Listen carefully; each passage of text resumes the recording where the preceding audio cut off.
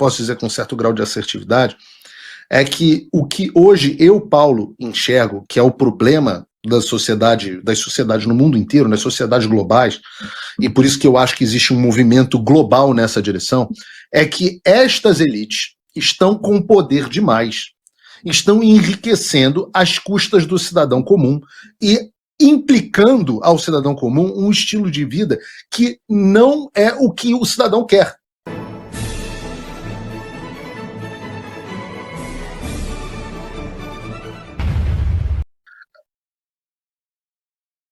Ok.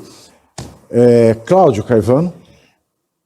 Perdão, eu acho que eu falei e te atrapalhei, né, Paulo? Acho que vazou o áudio aí. Eu estava citando o Giuseppe de Lampedusa, que escreveu Gato Pardo, né, que é traduzido para Leopardo, e que dizia que para que tudo mude é necessário que tudo continue como está e vice-versa. É por isso que o Lula voltou para a presidência com uma jaguatiricona.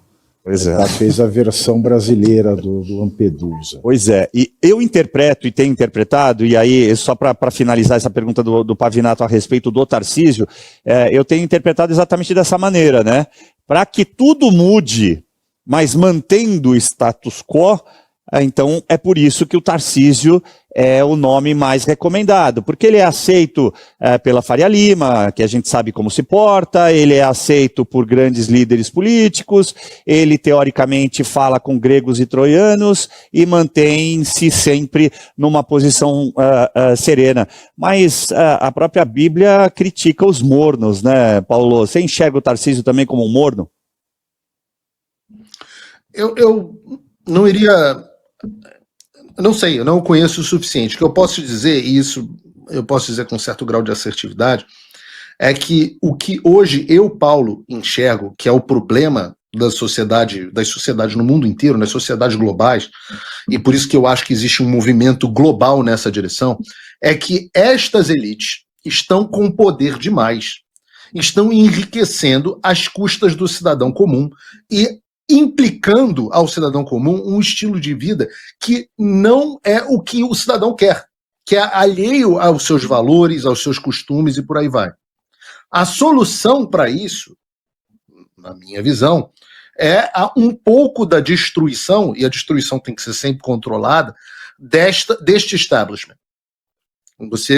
Significa destruição da Rede Globo? Não, significa que a Rede Globo não pode ter o tamanho que tem sem a devida competição. Significa destruição do Supremo Tribunal Federal? É claro que não, mas significa que o Supremo Tribunal Federal não pode ter os poderes absolutamente tirânicos que tem agora. Significa destruição do centro político brasileiro? É claro que não, mas você não pode ter um sistema político onde Ciro Nogueira, que não tem voto, tem muito mais poder do que candidatos muitíssimo votados.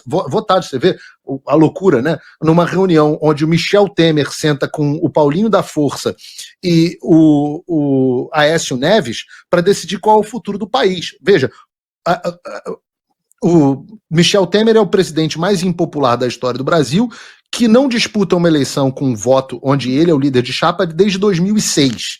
O Paulinho da Força é um deputado federal suplente, que sequer teve votos o suficiente para ser eleito, porque ele acabou sendo eleito porque o TSE cassou a candidatura de quem tinha a vaga. E o Aécio Neves, que é um ex-político em exercício, é um homem que já foi candidato à presidência do Brasil e hoje tem dificuldade de se eleger deputado federal. Então essas pessoas sentam numa sala e decidem qual é o futuro da população. O movimento político que me representa, isso ao que se chama de bolsonarismo no Brasil, é um movimento anti essas pessoas. É um movimento que prega uma diminuição de poder dessas pessoas. E para diminuir o poder dessas pessoas, é necessário que haja o confronto dessas pessoas. Alguém em sã consciência acha que o governador Tarcísio vai ser eleito presidente da República em 2026 e em 2027 ele confrontará o Alexandre de Moraes de alguma forma? Ele reduzirá o poder do Supremo Tribunal Federal? Eu não consigo imaginar uma coisa dessa.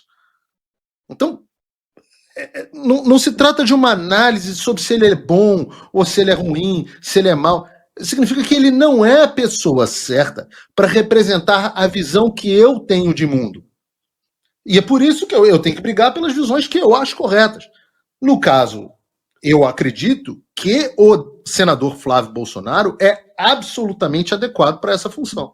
Aliás, você falou em confronto ao Supremo Tribunal Federal, né? Eu sempre gosto de deixar claro, porque não custa, né, esclarecer. Você pode deixar nós três aqui na tela? Pode deixar, assim não parece que eu estou falando sozinho. Eu, pessoalmente, e acredito que todos nós aqui, ninguém é contra o Supremo, a instituição Supremo Tribunal Federal. Mas é claro. Ninguém aqui é anti-tribunal constitucional, desde que ele seja constitucional.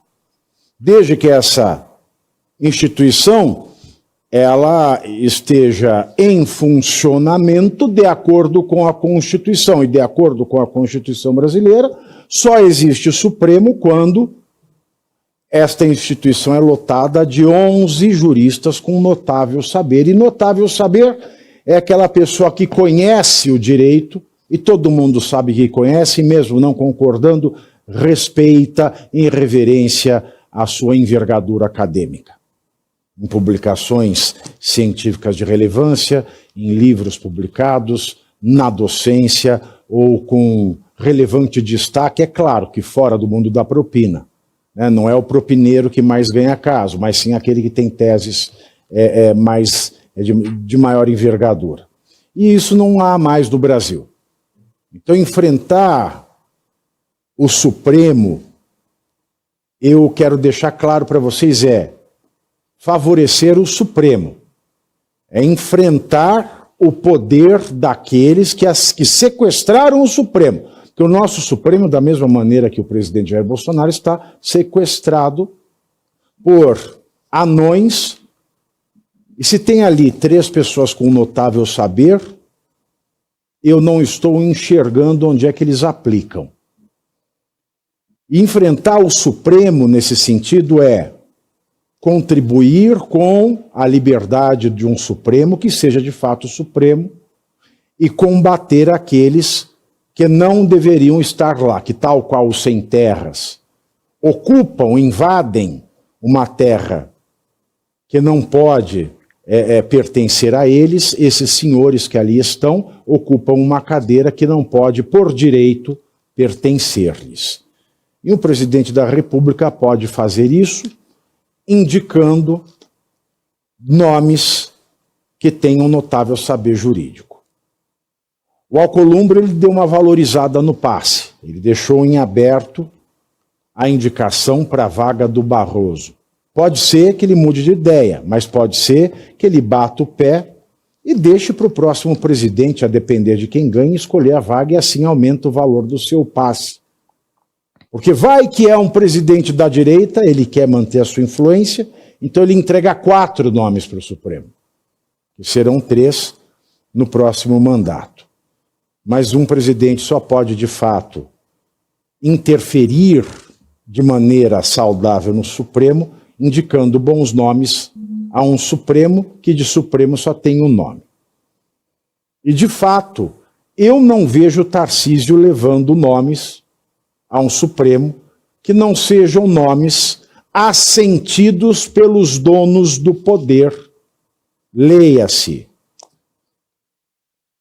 Gilmar Mendes e Alexandre de Moraes. Ainda Quem mais indicou depois, o procurador de São Paulo? Alexandre de Moraes.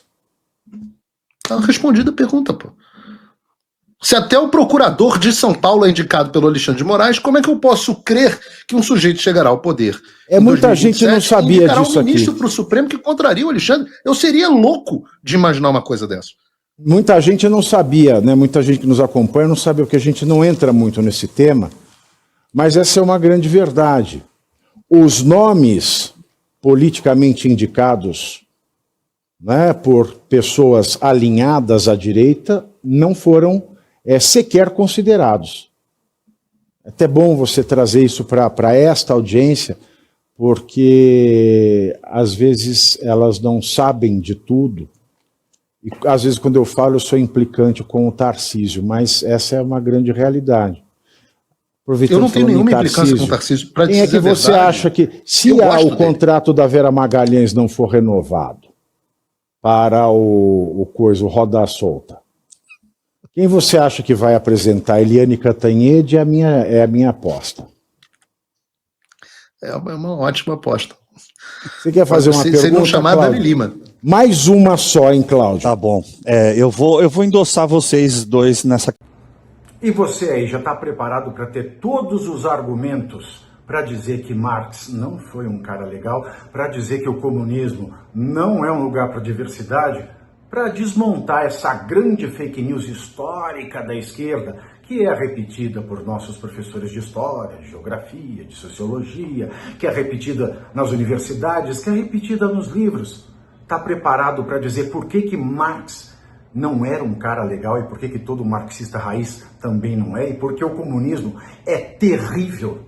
Você já leu Nos Anais de Marx? Pois é, aqui nesse livro você vai encontrar tudo o que você precisa saber para responder aquele sabichão que diz que Marx é um cara legal, pois não é. Leia agora Nos Anais de Marx, a trolha do comunismo transviado para encaçapar idiotes. À venda em todas as livrarias do Brasil, pelo site ou nas lojas físicas. Não deixe de ler.